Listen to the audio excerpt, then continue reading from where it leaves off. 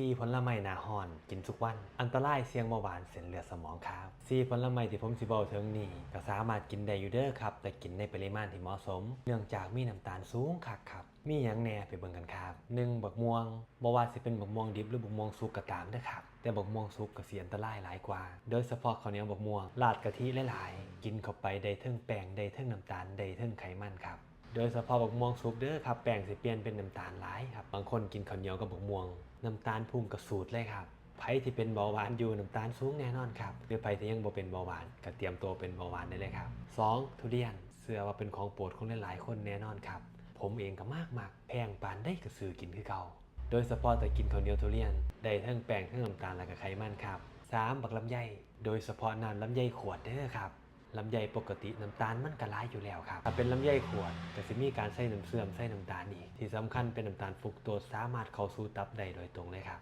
4มะละกอโดยเฉพาะมะละกอสุกก็บ่ต้องเว้าถึงเด้อครับน้ำตาลหลายครับส้มตำปูปลาร้าก็คือกันนะครับเพราะว่าบางครั้งส้มตำก็มีการใส่น้ำตาลปี๊บแล้วก็มีโซเดียมในน้ำปลาโซเดียมในปลาร้าปลาแดกเฮาบางคนสดน้ำตำบักฮุงเลยครับได้ทั้งน้ำตาลได้ทั้งโซเดียมกับบ่ควรสิกินหลายเกินไปเด้อครับ4ผลไม้ที่เว้ามานี้ก็สามารถกินได้ในปริมาณที่เหมาะสมผู้ใดมักกินผลไม้หยังแหน่คอมเมนต์ให้เบิ่งด้วยนะครับ